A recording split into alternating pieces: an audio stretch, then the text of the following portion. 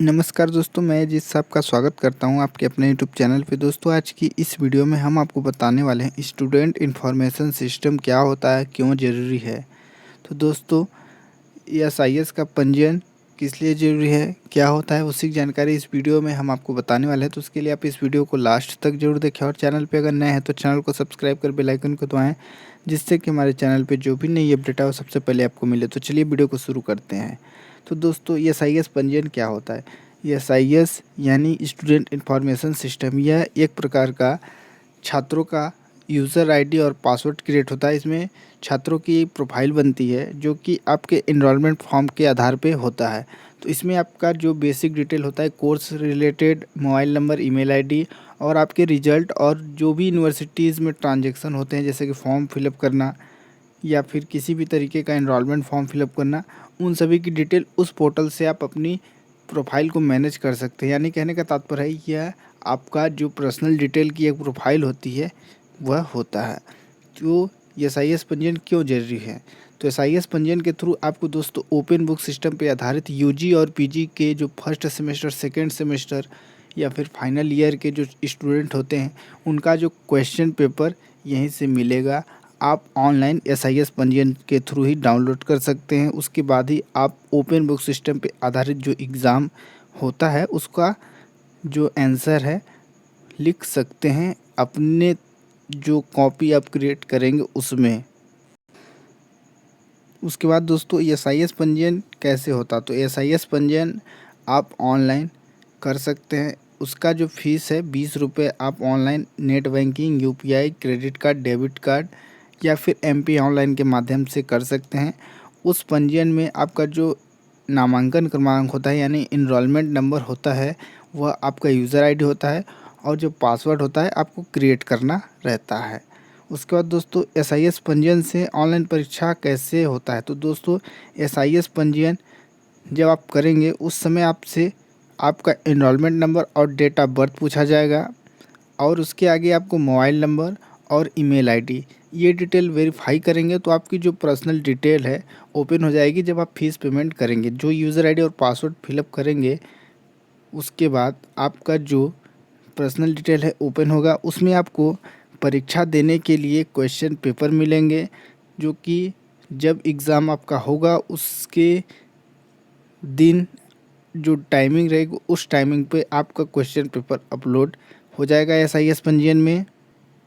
उसके बाद आप उस क्वेश्चन पेपर को डाउनलोड करें। पेपर को डाउनलोड करने के बाद आप आंसर को अपने से घर बैठे ही लिखकर कॉलेज में कॉपी को सबमिट कर सकते हैं।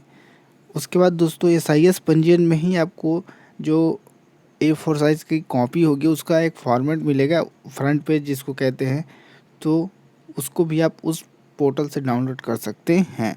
उसके बाद दोस्तों, एसआईएस पंजीयन कब होता है। एसआईएस पंजीयन दोस्तों एक स्टूडेंट का एक यूनिवर्सिटी में एक ही बार होता है। कहने का मतलब है, अगर कोई छात्र किसी यूनिवर्सिटी से बीए और उसके बाद एमए कर रहा है उसी यूनिवर्सिटी से, तो उस छात्र का एसआईएस पंजीयन एक बार ही होगा, जो कि पूर्व में जो एनरोलमेंट नंबर होता है उसी के बेस पे होगा। उसके बाद आपको दोबारा करने की ज़रूरत नहीं है। अगर कोई छात्र अपना जो यूनिवर्सिटी ही चेंज करता है तब उस छात्र का एसआईएस पंजीयन दोबारा हो जाएगा। लेकिन अगर कोई छात्र एक बार उसी यूनिवर्सिटी में कई सारे कोर्सेज कर रहे हैं तो उसका जो पंजीयन एक ही बार होगा।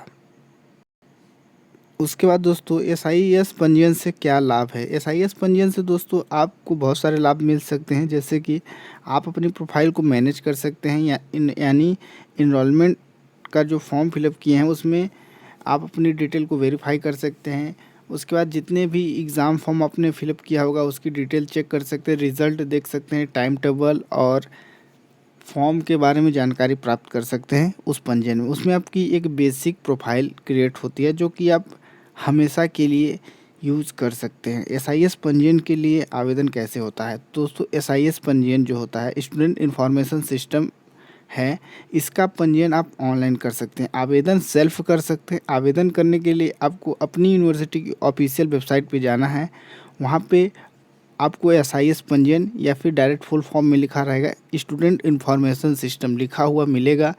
वहाँ पे आपको जब क्लिक करेंगे तो स्टूडेंट का रजिस्ट्रेशन करने के लिए और लॉगिन करने के लिए आइकन मिलेगा। वहाँ पे क्लिक करके आप लॉगिन वाले आइकन पे जब क्लिक करेंगे, जिनका पहले से पंजीयन हो चुका है, लेकिन जिनका नहीं हुआ है वो छात्र अपना पंजीयन वाले ऑप्शन पे क्लिक करेंगे, इनरोलमेंट नंबर और डेट ऑफ बर्थ फिलअप करके सर्च वाले ऑप्शन पे क्लिक करेंगे। वहाँ पे आपको इंस्ट्रक्शन मिलेगा कि आपका इनरोलमेंट नंबर ही आपकी यूज़र आईडी है और आप पासवर्ड क्रिएट कर लें। पासवर्ड क्रिएट करने के बाद आपको अपनी डिटेल वेरीफाई करनी है, उसके बाद फीस पेमेंट करना है। फीस पेमेंट करने के बाद लॉगिन करेंगे, उसके बाद आपकी प्रोफाइल ओपन हो जाएगी। अब आप उस प्रोफाइल को वहाँ से मैनेज कर सकते हैं। उसके बाद दोस्तों SIS पंजीयन के लिए कौन कौन से डॉक्यूमेंट की आवश्यकता होती है, तो दोस्तों SIS पंजीयन के लिए आपको एनरोलमेंट नंबर और डेट ऑफ बर्थ की आवश्यकता पड़ेगी। उसके बाद आपको बेसिक में मोबाइल नंबर और ईमेल आईडी की आवश्यकता पड़ेगी। तो आपके जो एनरोलमेंट फॉर्म में मेल आईडी और मोबाइल नंबर अपडेट है, उसको आप SIS पंजीयन करने के बाद चेंज कर सकते हैं। तो सबसे इम्पॉर्टेंट चीज़ आपका एनरोलमेंट नंबर और डेट ऑफ बर्थ ही है SIS पंजीयन करने के लिए।